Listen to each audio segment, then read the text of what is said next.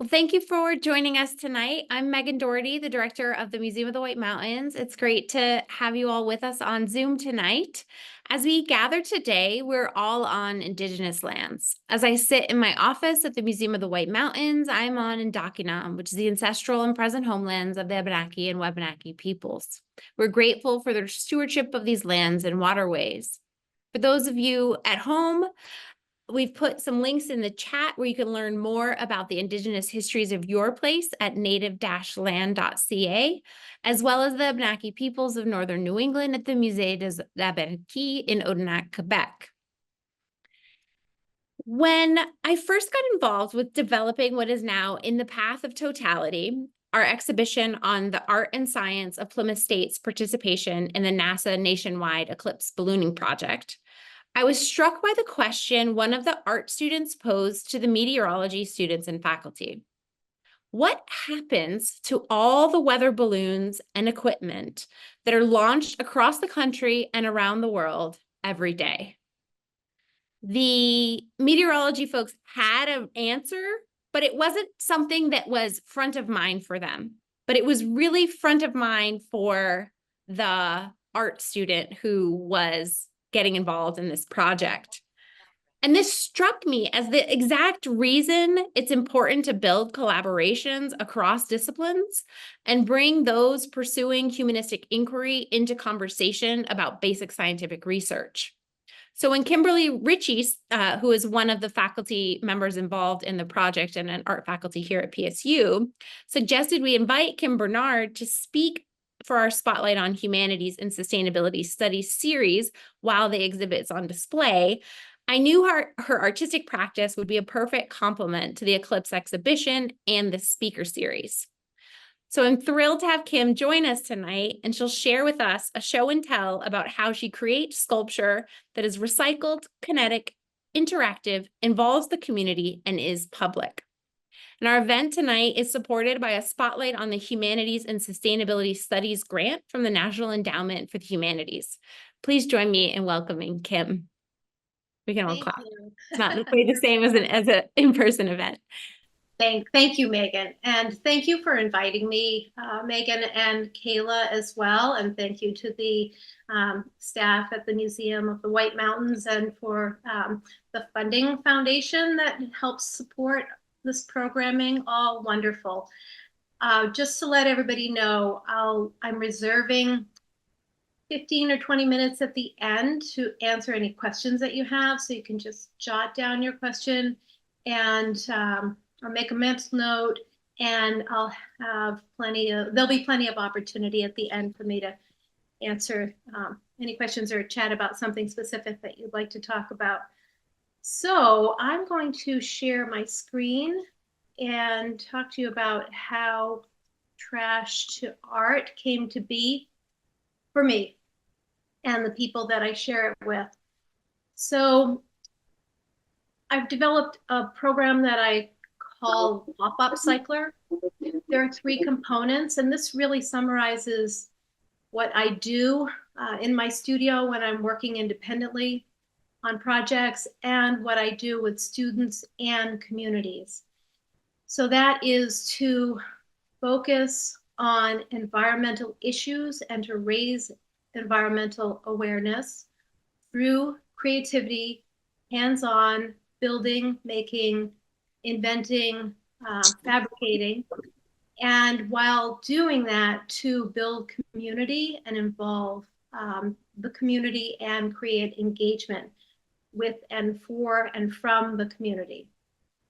So I didn't always work with trash, but it kind of crept into my life insidiously, perhaps. But I will say that even though I wasn't working with trash, I have been thinking about environmental issues since I was a child, actually. So I had an opportunity to be an artist in residence at the University of New England in 2016. And I met up with a marine pollution class and knew that they were going to be doing a debris collection, ocean debris collection, and asked that they would collect all the trash and give it to me. And then my work study students and I would sort it, clean it. My work study students collected data on the collected trash, and with that, we created an installation in the Marine Science Center that's still at the University of New England. So here's some of the staff, faculty and my work study students working on processing that debris, and it ended up in this spiral wave that is still there in the Marine Science Center. So if you look closely, you can see that there are lines that make up a loom, and we wove the trash in and out of the loom. So as you walk down this spiral staircase, you're actually walking under debris. When you walk into the building and you see this piece, it's very colorful. You don't initially realize that it's trash, but as you get closer and start to see that there's a shoe, and there's some plastic bags, and there's some pot warp, and there's some CD cases, you realize that it's all trash. So all meant to raise awareness about debris that washes up on our shores. And very interesting, like depending on where you are and what beaches you're collecting, different trash washes up. So it all depends on what's going out and what's coming back in. Around this time, I was invited to work with a group of students in Lincolnville, actually, Maine. And this was through the Farnsworth art program, where they have working artists, professional working artists going into schools and working with students and collaborating. They wanted to do a piece that raised awareness about plastic in the ocean, and had been collecting bottle caps. So we created this wonderful wave that was installed at the museum, that the students not only fabricated, built, constructed, but they also came up with the idea. They collected the bottle caps, they designed it, they drew the waves. It was really their project with my facilitation. Another project that followed was to install a work of art at the Rockland Public Library. And this was during a time where Rockland, Maine, my hometown, was going to a plastic bag ban. So no more plastic bags given out at the grocery stores. I was really delighted about that and very much behind it, and wanted to do something to not only celebrate the plastic bag ban, but also to encourage people to bring their own bag. So I wrote a grant to the Maine Arts Commission to receive funding to purchase, I think I have 300 of these reusable bags that were all made out of strong nylon. I still carry one in my purse that's very handy. I end up at the grocery store and I have my bag tucked in my over-the-shoulder bag. So this hung at the library for a couple of months. And then at the end of that exhibit, I had a day where people could show up at the library, and I dismantled it all, and everybody got a bag for free that showed up. So these things were all kind of coinciding. And I was also thinking a lot at this time about my materials and the fact that my art materials are virgin materials and they're raw materials, which was upsetting to me because, I'm advocating to reduce, reuse, recycle, refuse materials whenever possible in my personal life. But in my studio, I was purchasing materials that were virgin and raw and consuming. I was also learning about Precious Plastic, which is an open source website and a great resource for anyone interested in recycling materials. And I discovered that there were machines that I could either build or have built that would shred plastic, extrude plastic, inject it into a mold, and compress it in an oven. So I obsessed about this for several months, did a Kickstarter campaign, wrote a grant, and voila, the machines are in my studio now. I did not build them myself. even though if I had welding equipment and machining equipment, I could have. I had them built. So the instructions are on the website for anyone that has facilities like that and wants to build their own. Precious Plastic is a forum also for people who are crafters, engineers, builders, DIY folks, environmentalists all over the world that are interested in helping to solve this plastic pollution problem that we have. This was actually the first experimental piece, extruding plastic out of my machine and embedding nails in it so I could mount it on the walls. I was pretty excited about this, the possibilities of what kind of sculptural ideas I could start to design up with the machines that were allowing me to work in a whole different way. One of the reasons, well, there was a couple different reasons why plastic was really front and center. It's such an incredible problem, not only in the ocean, but in the landfill. A lot of our plastic that we think gets recycled is not being recycled. In fact, only about 5% of our plastic is actually getting turned into a new functional object. A lot of it is getting landfilled, sent to other countries, and incinerated. So reduce, reuse, recycle is really not even the solution. The more we can reduce and even refuse to use plastic, the better off we are. But we are head to toe using it. I'm sitting here knowing that I have a nylon vest on. There's plastic in that. I'm drinking out of a reusable bottle. That's plastic. My phone is covered in a plastic case and has all these parts. I have my little chapstick here that's made out of plastic. It's just everywhere. This piece, Recycle, was an early experiment where I learned that I could write with the plastic extrusions. So that opened up some possibilities of what might come further as well. So essentially, what I'm doing is using number 2 plastic, which is HDPE. It's milk jug material, and it has no color in it. It's translucent, but there's no pigment in it. So I cut that up into small pieces, then I put it through my shredder, and it looks like coconut flakes. It's a like flaky plastic shred when it comes out of there. Then it goes into the extruder where I mix pigment with it, and then it pumps out like a toothpaste, colorful toothpaste out of the end after being heated to 400 degrees. Immediately as it's coming out of the extruder, I'm molding and shaping. I've got about a minute to shape it, and then it starts to cool and harden, and then I have to be done with it. So here's a little bit of a close-up to show you the variation in color. Pigments can be mixed, nails can be embedded, forms stick together. When they're warm, you can stick plastic to plastic.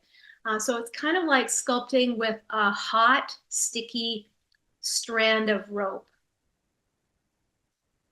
So I knew that there was great potential with this equipment to share it and to work with communities. It just seemed too good to keep to myself. And I've done a lot of teaching over decades. So it was really a transition of what I have been teaching to offering this as an option for students to work with me on recycling plastic. So I've developed this whole trash to art programming with the pop-up cycler that I'll talk more about, that I can bring to schools because it's very portable. So here are some students in Waterville that were cutting up plastic, and they're cutting it in the back, they're shredding it in the back, and then we've got this long extrusion here. So this was a community project. I had people dropping in. I had teens from the teen center. It was totally wide open to anyone who wanted to come for a half an hour to stay the day with us and work on it. We created all these long strands of extruded plastic. and we installed it on a wall and titled it Making Waves as a double entendre to say, yes, we're making waves, but we're making waves by raising the issue of plastic being such a pollution problem that needs to be solved. The next iteration of this evolution was to create the pop-up cycler. I knew that I wanted to take it around to schools and communities, work with elementary school students and college students, and communities where it might be at a community center. So I built a portable unit that I can transport my I intended to transport my equipment in it. Really, what I transport mostly is a lot of plastic. So this has become my plastic storage vehicle that I haul around with me. So it's in the shape of the triangle, the symbol of recycling, of course. And I just hitch it up to my van and go all over. In fact, we'll talk a little bit about this at the end, but I'm going to be coming to Plymouth, the White Mountain Museum. Museum of the White Mountains is bringing me out in the spring. So make sure that you know the dates to that at the end, because the community is welcome to participate. So this is essentially the setup that I'm bringing. I bring only 2 of my machines. Those are the ones that are very portable and best to work with communities and students with. I bring my shredder and an extruder and my pop-up cycler and all my tools and equipment. So I'm working with all ages. Here's some elementary school students in Stratford, New Hampshire, that created this installation in their cafeteria that hangs down in curly shapes over them. The students always do the collecting. They collect plastic milk jugs before I arrive, and the teachers and I determine a location that we'll work with, and often we'll determine what the theme will be. And then when I arrive, I typically stay for a week, but when I get there, we can start working right away. This was a group of students at Winnacunnet High School that also did a wave banner, and I was with them for a week, I think. And big art classroom. So I was able to bring the pop-up cycler in, brought all of my equipment in. They had these great garage doors that we'd opened up for ventilation. And they created this beautiful wave banner and incorporated their own trash into it as a symbol of trash in the ocean. A group of students at Camden High School. I think I was there for 2 days. And they did, in 2 days, they created this luminescent piece that it's kind of like stained glass, the way that the light comes through. We use plastic bags that we ironed together. We fused them by ironing them and placed a lot of their ocean-like extrusions on the surface of the bags. I'm showing you a lot of, I realize I'm showing you a lot of marine-themed projects, but we do more than marine. Yet here's another marine. So these are students from Vinyl Haven, an island off the coast of where I am in Rockland, and they were all from families that are in the fishing industry.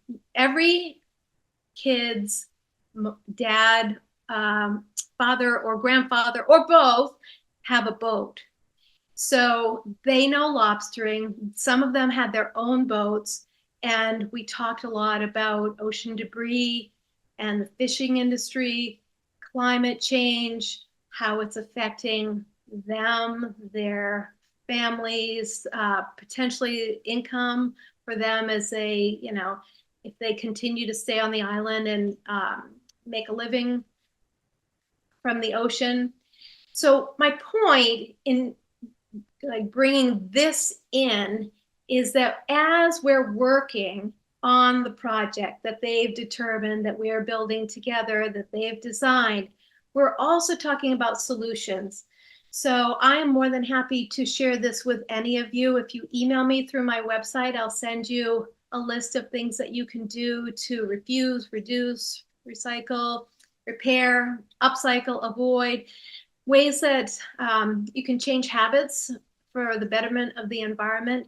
But I talk to students about this to encourage them and let them know that there are habits that they can change, actions that they can take, and that they can be empowered to make a difference in their impact, their carbon footprint, and their future. So always keeping it on the positive side and addressing the problems in ways that we all can feel like we can make a difference and that we aren't without solutions at our fingertips. So woven into the making and the doing is conversation about, what are your concerns about the environment? What do you think about?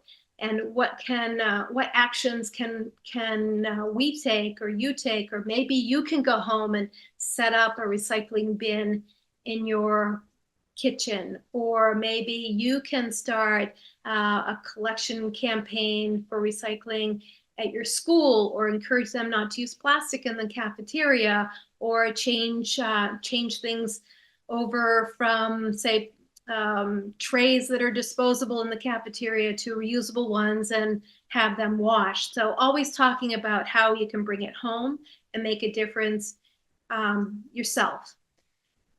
And we talk a lot about different types of plastic. So this scrappy piece of paper I've been dragging around since I started working with plastic.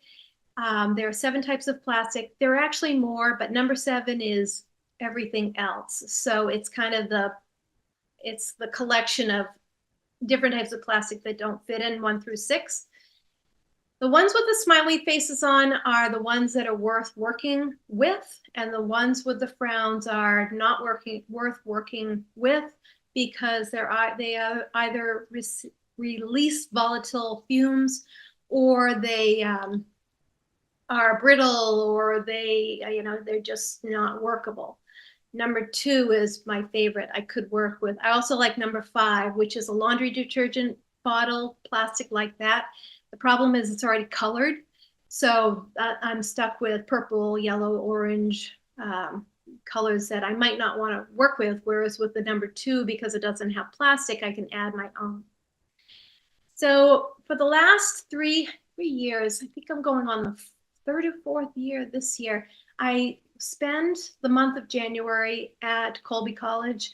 They have this great program called Jan Plan, where the students are between 2 semesters, and they get to choose among many, many choices, huge menu of options, one thing that they'd like to focus on for the month. So they take one course, 3-credit course for the month of January. And my class filled up right away. The first year I offered it, I was delighted. So I offered a second session. So I have 2 groups of students that are working with me on trash art, upcycled public sculpture. So with the older students, we're working on environmental issues. We're working on, of course, collecting plastic and learning how to recycle plastic. I teach the students where plastic comes from, fossil fuels, if you didn't know, and where it ends up, landfills, ocean, often, if you didn't know. And so we are also focusing on public sculpture. Like, how does a public sculpture come to be? Who funds it?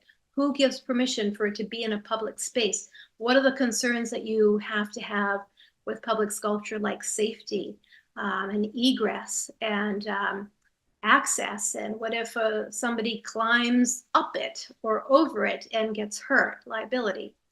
So these students are fabulous. We spend a lot of time together, and they are really like a professional fabrication team. They're designing, they're researching, they're giving talks about what they're learning through lectures to the public. They're building, they have to get permission for their site.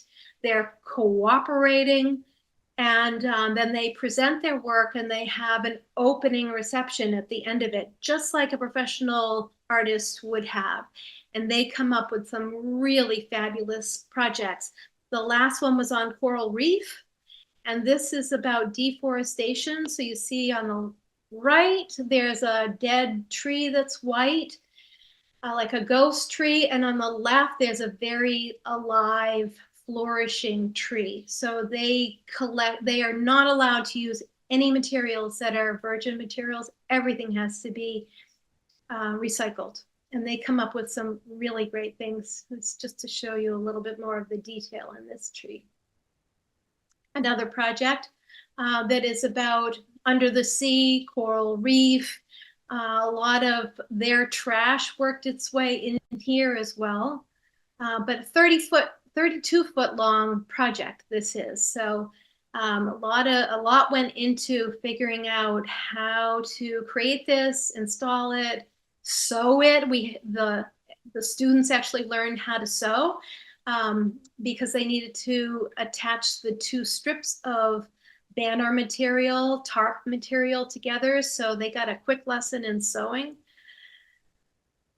Changing gears here, a lot of words that have to do with sustainability. So I'm going to introduce you to some of my own work that doesn't have to do with students now. So I had an opportunity to exhibit work at Highfield Hall in Massachusetts a couple years ago. So I wanted to work with some text, and I wanted the focus to be sustainability. I started to work on cursive writing to write out all the words that you previously saw. And then they ended up wrapped around a beautiful old, I want to say birch, but it's not, a beech tree. So as you walk around the tree, you'll see all 100 words wrapped around the tree. So this was an enjoyable piece to do. So when I'm not working with students, which is just a fraction of my time, I'm creating artwork that ends up, well, it could be a commission, it could be a public art project that I've been selected to do, and it could be an invitational, really focused right now on public art, and preferably in spaces that are accessible and free for the public to go to. This actually is a good example of that. This is a project that went to Lowell. There's a community park that there's a neighborhood that they are trying to revitalize, and one of the ways they were doing that was through art. So this was a public art call. Basically what you do is you pitch your idea loosely with, this is the kind of work that I do when you hear a call by a deadline. And then they invite you, if you're a finalist, to fine tune your ideas and give them an exact. If I'm selected and hired for this, commissioned for this project, this is what I will do, and it will look like this. And of course, artists are paid for that. So I was one of the artists selected. So there were 13 trees in this park that I wanted to work with. So there are 13 words and coils that are wrapped around each tree. And the words were actually selected by the community. So meetings were held where people were able to contribute feedback and talk to one another about what they felt what words they felt represented as their community. And then I took the words and incorporated them into this, this installation. This was a commission through it was a Percent for Art project through the Maine Arts Commission. And it's Washington County Community College, which is in Calais. I never know if it's pronounced Calais or Calais, but Calais.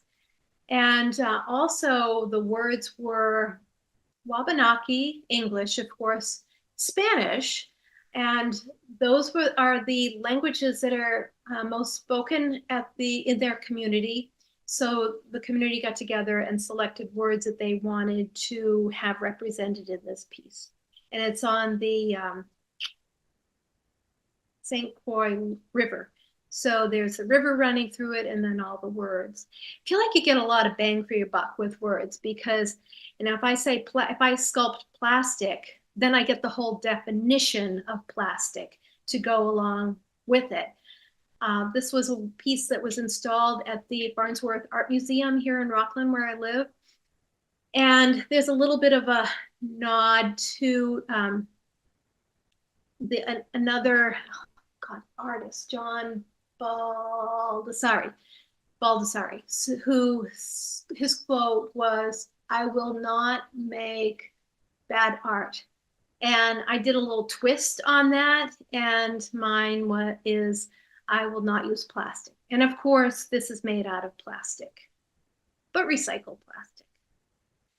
Okay, so now we're in 2024 this year, and this is a piece that I did for McKinsey in Boston, and they were looking for a collaboration, and I was invited to work with them because I do a lot of collaborating. So I was collaborating with some of their staff, and they contributed a lot of information, and we had dialogue and back and forth about what a fitting installation might be for their space.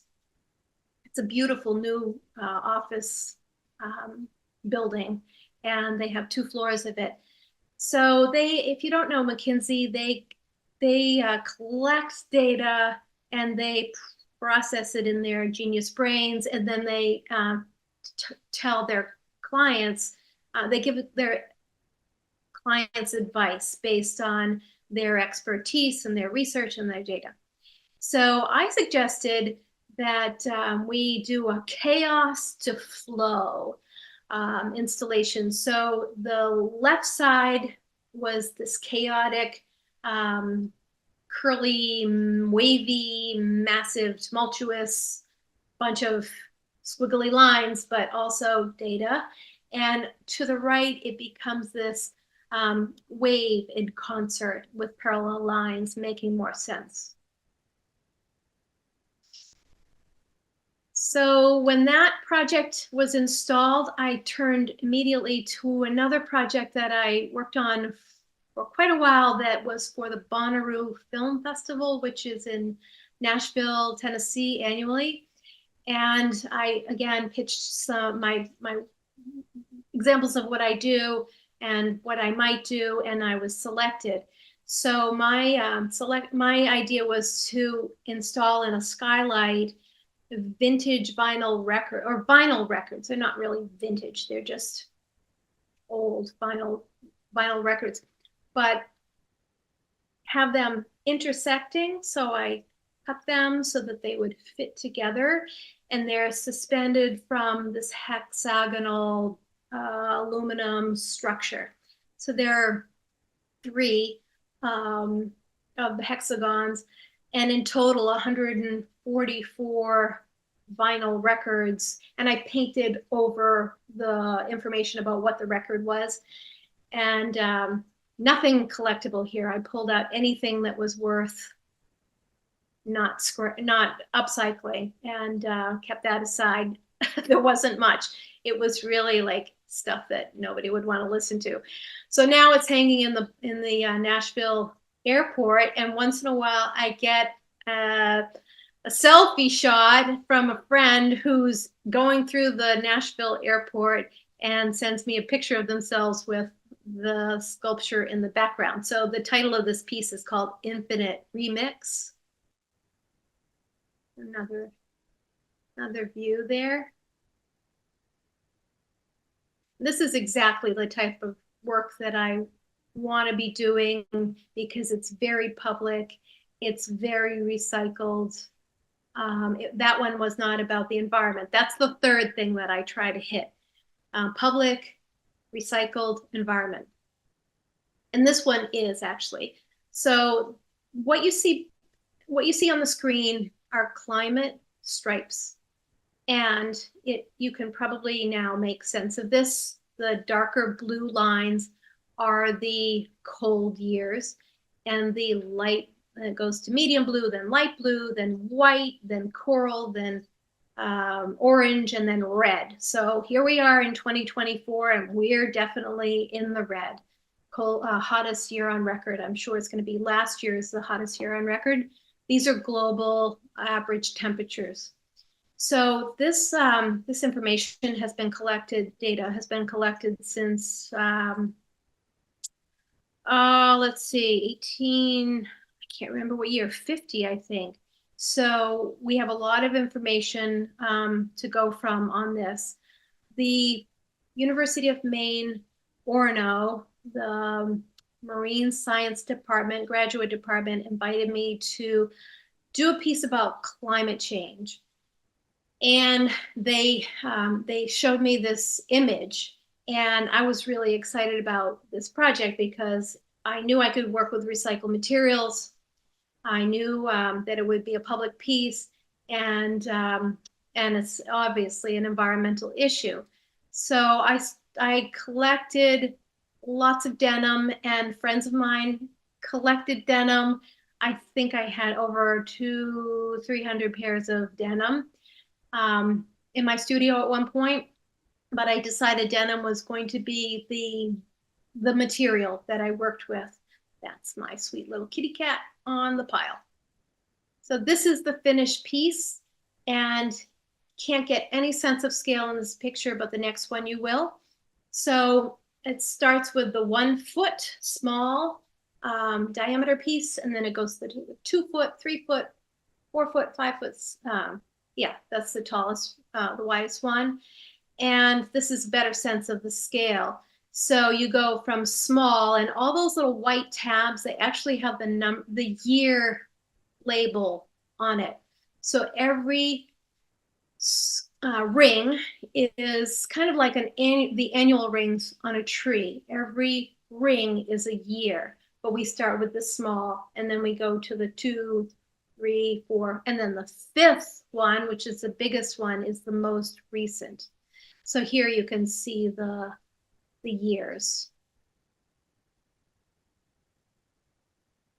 And I have a lot of fabric left over, scraps from the upcycled climate rings.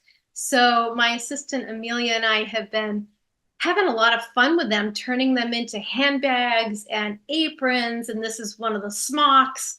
And then they are going to a boutique downtown, and all the proceeds are going to, well, I pay Amelia, of course, but all the profits on top of that are going to fund public school programming. So I often will have a public school that I would love to have me come and do programming, but I can't, they can't afford it. So I have a little kitty that I, have a little scholarship fund so that I can provide programming to a school that just doesn't have the funding, because I feel like those are probably the kids that most deserve it. Okay, this is now future that we're looking at here. So I received a grant to do some experimentation to create boards and strips of recycled plastic.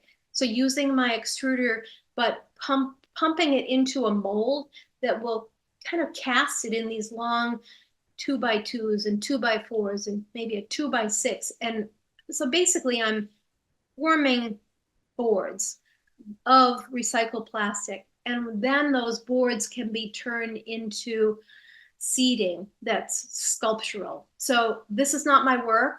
I wish it was, but this is just my inspiration. So this is the kind of work that I am going to be working on in my studio over the next, few months. Skip that one, and we'll end right here. So let me stop the share. And you're all welcome to turn your mute off, and we can just chat now. So if you have questions, I welcome them. And if there's anything that ended up in the chat, Megan, maybe you can. Yeah, let me know, but Yeah, Well, let's thanks just, so much, Kim. This was fabulous. It was great. It was great to see all your collaborative work and then more recent your own studio work. So this was wonderful. And if folks want to unmute, that's great. If you'd rather put something in the chat, I'm happy to read things out and help moderate. But yeah, so we're delighted to invite folks to join the conversation. Maybe as folks are typing their questions, I will say that the week of March 31st is when Kim will be here in Plymouth. So that's mark your calendars, and we'll be in touch more with folks who are interested about that, and we can see. Yeah, so Kimberly Ritchie suggested I invite Kim Bernard, and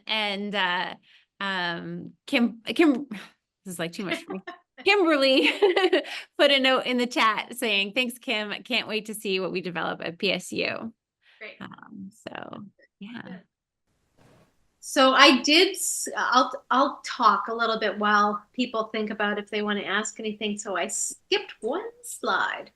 And that slide is also my little side experiment, I guess, at this point. So if there are any artists in the group that are listening to this, you probably remember a time when you were sparked to do what you then spent years to do. Like that feeling of, oh, like this is so exciting. This is going to last me years. And I definitely had that feeling when I came across the precious plastic. It's just such an investment in that equipment that I had to really think through, like, am I really going to upcycle plastic? Like, is this what I'm really going to do? So recently I came upon mycelium, which is the root structure beneath mushrooms. So it's the root-like structure beneath mushrooms. And it's this white branching network, truly is a network, because it will help one tree talk to another tree and send information. Well, this mycelium can be molded. So I'm right now incubating some molds of mycelium growing in like bark and mulch and sawdust, and spores are, I'm doing everything but letting the mushrooms grow, but I'm trying to figure out if I can grow mycelium inside of molds that I can then you stop the bacteria from growing, and that you have this positive form. This is a really good substitution for packing material, for example. It's got the quality of a cork. So anyway, maybe we'll do in a couple years we'll do a mycelium sculpture talk, Megan. So it's all based on curiosity, right? Yeah, that sounds great. I was just saying to Kayla earlier that like the thing I love about working here and working at the Museum of the White Mountains is that, this is a place that's very special to me. And that it's like my job to follow my like natural curiosity into this area and find all these interesting things to talk about. So I totally get that. So we did have a question in the chat. This is: when you undertake the big project with the boards, how do you plan on getting all of the plastic? So it's kind of a supply chain Yeah, question. there is never, ever a problem getting plastic, unfortunately. That pop-up cycler, the triangular trailer, is chock-a-block full right now with plastic. If I ever get low, I can just go to the neighboring town, because the dump, the transfer station, because they sort their plastic and their recyclables. So there's a bin for number 2, whereas Rockland's, it's single stream. So I would have to pick through. So I can go to the next town and just pick as much as I could fill up a van full. And I can always ask people to save for me. I have people their friends, or their, acquaintances, or they become a friend because they collect plastic for me. And they just drop it off on my porch. I'll come home one day and there'll be a bag of fresh, clean plastic waiting for me. Plastic, unfortunately, is never problem in sourcing. I wish it were.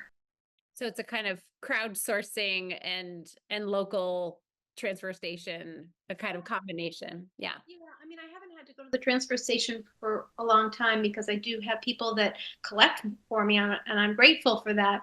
And when I go to a program and the students, for example, have collected number 2 plastic, if they collect more than we use, I take the remainder. So I have some to give, but I also will take what they don't want, the excess, so I'll take it. Yeah. Yeah. Yeah. Thanks. And while you were finishing up talking about mushrooms, Kimberly put a note. There is someone on campus who actually gave a talk for the museum, I guess in 2021, about the sort of mushrooms of the White Mountain. So there's a mycologist on campus here at PSU. So Yeah. we'll see if we can get him to come and when you're here, and you can connect and Yeah, talk that'd be talk great. mushrooms That'd while be we great. spread Yeah. plastic or I whatever we end hope up I'm doing. more further along in my casting mycelium. I'm interested in the mushrooms. I'm interested in foraging, but I'm more interested in what's beneath the surface and how that material grows and becomes a form, a sculptural form that will last for years and then can be it'll decompose. It's like Mm-hmm. beautiful. I'm not using something that's bad for the earth. It's just going to go back to the earth after it's done what it needs to do. Yeah. Yeah. Then it's a very different thing than, there's still plastic hanging on the walls, right? It's still Yeah. plastic that you're And you I do yeah. recycle projects. Mm-hmm. So like the one that was coiled around the trees, the 13 trees, I, my assistant and I shred that whole thing. It just went through the shredder, and now I've got a lot of orange shred for other projects. So I don't think that can be recycled indefinitely. I think the quality will diminish over time, but I think I can recycle it many, many times. Um, it won't go into the landfill for sure. Yeah. Great. Um Yeah, so there's a comment in the chat that says, so cool to see here about the projects and see how it fits into your artistic vision of influencing society. So I think that the list and of reduce, reuse, recycle, refuse, and kind of infusing your practice with that really resonates with folks, I think. And I think that's something. Oh, sorry, I cut you off I said there. I'm happy to hear that. You know, I just took the Beyond Plastic course. It was 6 weeks long, 2 hours a week. Janet Inc. is the professor. It's through Bennington College. It's virtual. If anyone's interested, it's well worth it. The solution was directed towards policy. She used to work for the EPA. So write your editor, write your congressman, write the EPA. And I thought, like, that's not my style. I'm more like, I gotta make and show and raise awareness. Like, that's my method of communication. So, I mean, whatever we do, I think it has to fit with who we are and what talents and skills and abilities we have. So, for me, art is my modality, right? For someone who's a writer, they might be delighted to sit down and write letters to the editor or to policymakers, but that just feels like a total drag to me. I'm glad other people are doing it. Yeah. And I feel compelled to say that we should all vote. Voting Absolutely. is Yes. whatever our creative outlet is, we should all vote. Yeah. Um, and But I tell the students too that just by doing what they do, they're doing what they do, as in not using a single use water bottle. to, use a reusable one. And in doing that, they are modeling it to their friends.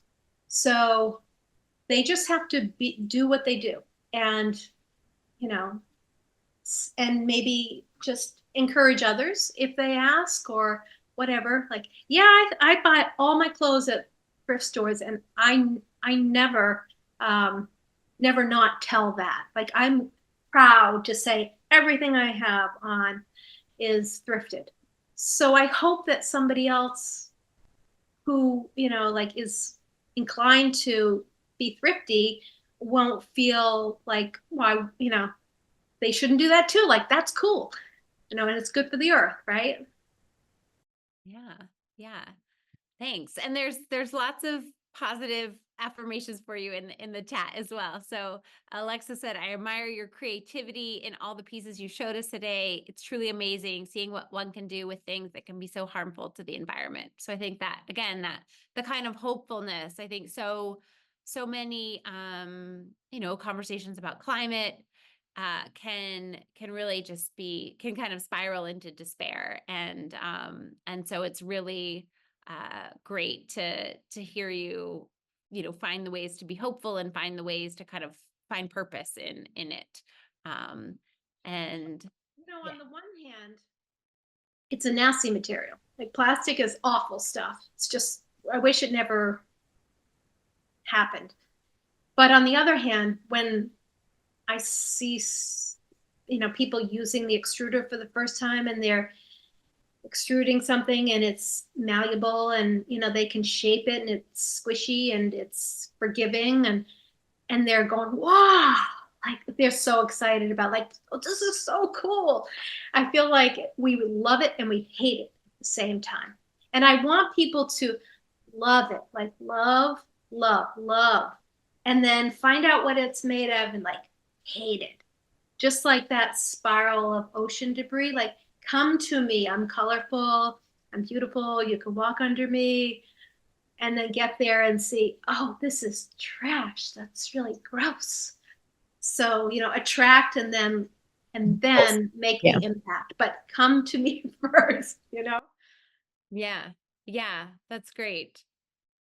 That's great. Yeah, I've been thinking a lot. So this is a bit of a non sequitur, but the kind of connections between, we're working on an exhibition that's thinking about changes in our winters and how we interact, how we sort of experience winter is changing, and this kind of great paradox that the materials that let us be out in winter, so Gore-Tex, neoprene, all these things are what's jeopardizing our winter, right? The kind of that there's this really intense kind of spiral there between the kind of use of fossil fuels to make materials to let us be out in the winter, making it so we don't have winter anymore. So that kind of push and pull is definitely something that's really interesting to think about.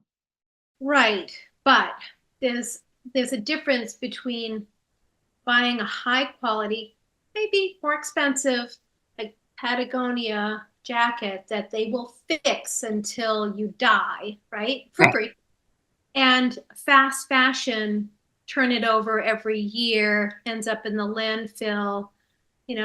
That's waste. I mean, we Mm-hmm. have to be warm, we have to dress. Like, if we invest in the best quality and the best made, and you know um, the companies that treat their workers well, then, and we buy one for life, right? Like, there's a difference there. Yeah. Yeah, that's a great perspective. Thank you. I mean, I'm all about mending. I teach courses, workshops in how to mend, how to, like, hem your own pants, fix a rip and a hole, and take it in, let it out, make it right. Like, get some more life out of that clothing or whatever. If it breaks, like, fix it. Try to find a way to keep it going. My Mm-hmm. little teapot just broke today, and my husband has it near the trash. I'm like, no, I'm sure I can fix it. let me get in there, see what I can do. Like, I just hate putting things in the trash. I really do. Yeah, I liked how I think it was the last thing on your handout was like, see if you can go a day without discarding anything. Yeah. Um, that's a really powerful ask. Um, yeah, yeah, It's tough, but it makes us think, right? definitely. About Definitely. how easily we toss it and then it goes away. But where does it go? So there's another question in the chat about the sort of plastic that you use. So it says, since you mentioned that most of it's made from milk jugs, does it retain its food safety? Can you make food grade art like cups, cutting boards, or even a cafeteria tray top integrated with an environmental message? I would not, because I'm adding pigment. And I, first of all, the functional is not really what's exciting to me. Making cutting boards. I mean, seats are, I'm interested in the sculptural seating, but I'm not interested in making upcycled functional wear. One of the reasons is because I am adding color, and I'm pretty sure that you shouldn't be eating off of that pigment. And I wouldn't even dare. I want to make a spork. And if I were to make sporks, I would not add color. So there's the solution. Yes, it can be made no color. Yeah. Yeah. And I mean, I think it's interesting to think about um, the ways that this method might whether there are like schools that could think about this, or whether thinking about how to kind of take some of what you've learned and try to fix some of these problems that like the kids are identifying in their schools, right? That we have these disposable trays, or we have other things that we're using in school that are disposable. Um and I think it's great to hear people thinking about like how else could this change our world. I feel like at the heart of this question is partly a like, can we do more? Which I think is really, it's really And great. what can we do with what we've got? So let's say there's a need. You need, oh, I'm looking at a plant behind my computer with succulents in it. And I could have put it in a plastic pot, right? But I had one of the tiers from those bamboo things that you put into a wok with, so it filters it a bit. So what can you use that you've already got instead of going to buy a planter? What have you got around that you could use, or like what could you? And for students, especially, like how can you invent something? If you need a pencil holder or you need some kind of container, like what can you find that's around that you can upcycle into something that will suit the bill?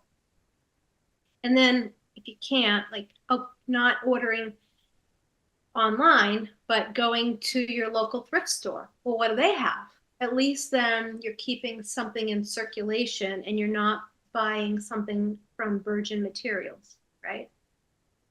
We need to consume less and be really careful about what we consume. Yeah. Well, and just like that, it's 7 o'clock. This was Just like wonderful. And I feel like the hour has just flown by. It's been so wonderful to have this first taste of your work and get a glimpse into your studio practice. And I think I know for me, I'm starting to think through like what's in our basement that I can't, here at the museum, that I can't bring myself to get rid of, that maybe this is the moment it finds a new life in a project. So I hope others who are here on campus are thinking through um, what we want for our campus, what we see as materials on our campus. We're hoping to have some more conversation with Kim on Zoom before she comes in the spring to really think about how we can engage with her practice and improve our own community, both campus and the broader museum community. So I know I speak for myself and I think Kimberly, based on the chat, that we're both really excited and really looking forward to continuing this conversation and having this be more than a kind of one-off artist talk. So we're really excited to engage more with you. Same here. Same here. Maybe you can set up like a trash library or recycle swap, like some place where people could drop off and pick up. Yeah, I would think yeah, the students would be all over that. yeah. And I don't know if they're all still here, but I know there were some here earlier. I think folks are, busy, but that's great to think about.